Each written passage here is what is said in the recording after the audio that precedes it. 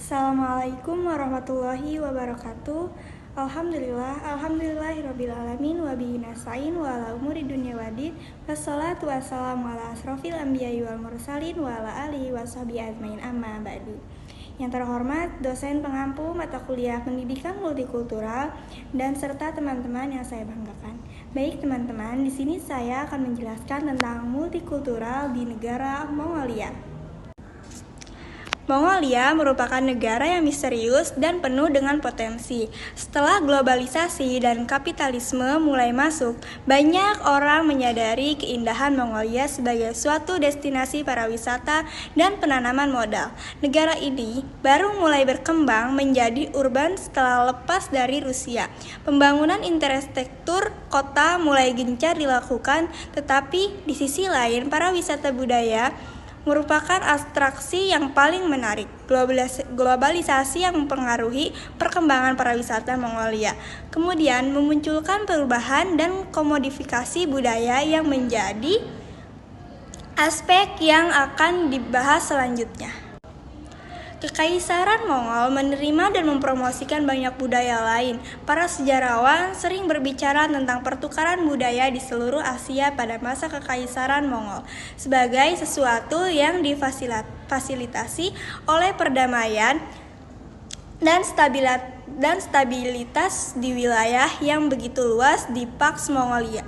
Namun, bangsa Mongol adalah agen aktif dalam proses ini, mencoba menggunakan banyak budaya kerajaan mereka untuk memperluas dan mengkonsolidasikan kekuasaan mereka. Nah, Genghis Khan merupakan tokoh paling berpengaruh dalam sejarah Mongol. Genghis Khan merupakan pendiri kerajaan Mongol pada tahun 1206. Dengan mempersatukan berbagai suku nomaden yang tersebar di Asia Tengah, Timur Tengah, Rusia, dan sekitarnya, kerajaan Mongol tercatat sebagai kerajaan terbesar di dunia. Pertunjukan multikulturalisme yang megah dapat menunjukkan kekayaan, ukuran, dan kemegahan Kekaisaran Mongol. Ini tentu saja untuk pamer, tapi lebih dari itu juga. Ideologi Mongol yang berkembang pada masa Genghis Khan adalah surga telah menunjukkan bangsa Mongol untuk menguasai seluruh dunia. Mereka dapat membuat klaim mereka atas pemerintahan universal terlihat jelas dengan mengumpulkan representasi dari banyak budaya yang beragam. Selain itu, mereka mungkin percaya bahwa ini memiliki efek magis. Masyarakat Stepa dan juga masyarakat Tiongkok telah lama percaya bahwa mikrokosmos dapat mempengaruhi makrokosmos sehingga stabilitas kekaisaran dapat terjamin dengan menunjukkan keselarasan simbol-simbol dari berbanyak budaya. Nah, aktivitas masyarakatnya didasarkan pada keadaan alam yang ada. Sebagai besar dari mereka memiliki ternak dan meneruskan budaya nomaden hingga sekarang. Bagi masyarakat Mongolia, peternakan adalah segalanya. Tiap bagian dari hewan ternak menjadi penyongkok kehidupan mereka selama hidup, berpindah-pindah tempat. Susu menjadi santapan utama karena masyarakat memanfaatkan hewan ternak untuk mengolah susu yang kemudian juga menghasilkan fermentasi susu. Masyarakat juga memanfaatkan musim panas untuk menjemur olahan susu di bawah sinar matahari. Selain itu, terdapat suku Kazakh yang memanfaatkan elang untuk berburu di tengah gurun pasir. Relasi mereka dengan alam dan hewan sangat berhubungan dan menguntungkan satu sama lain. Nah, ada beberapa aktivitas tradisional yang masih dilakukan masyarakat Mongolia yang bahkan menjadi daya tarik para wisata budaya, yaitu yang pertama, ada komunitas pengembala rusa satan dan juga ada pemburu elang Kazakh. Mongolia dapat menghasilkan kain Kashmir yang lembut dan bernilai jual sangat tinggi. Permintaan pasar terhadap kain Kashmir didominasi permintaan dari negara lain.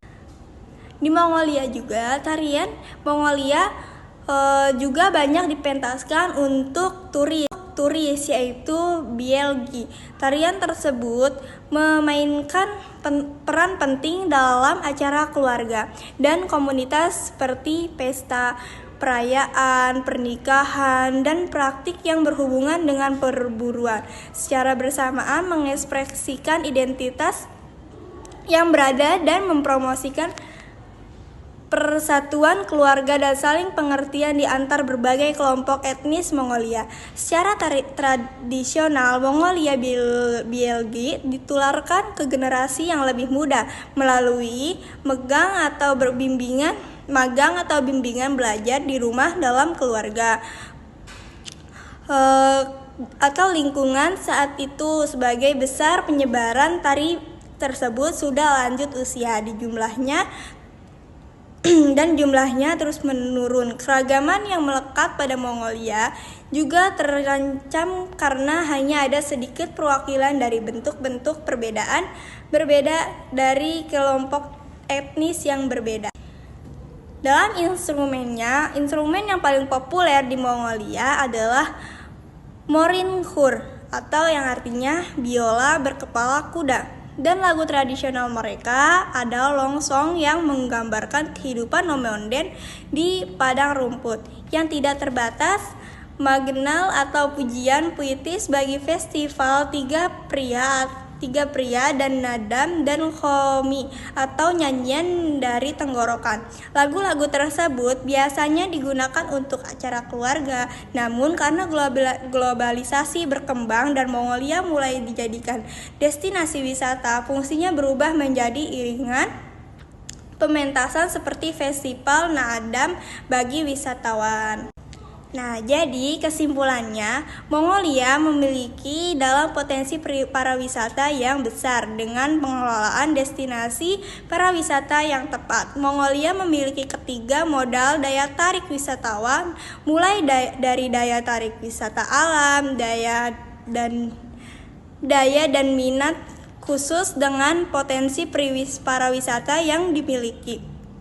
Para wisata Mongolia komodifikasi budaya dibantu dengan globalisasi dapat mengalami dan meningkatkan kesejahteraan suku asli Mongolia agar terdapat bertahan dan mengikuti kemajuan teknologi.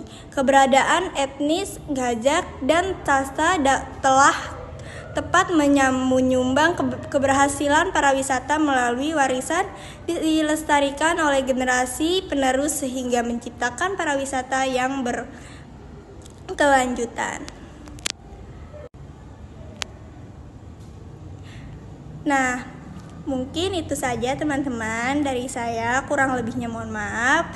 Bila ada kata-kata yang salah atau kurang dipahami, saya mohon maaf sekali. Cukup sekian video paparan saya, kurang lebihnya mohon maaf. Wassalamualaikum warahmatullahi wabarakatuh. Bye-bye.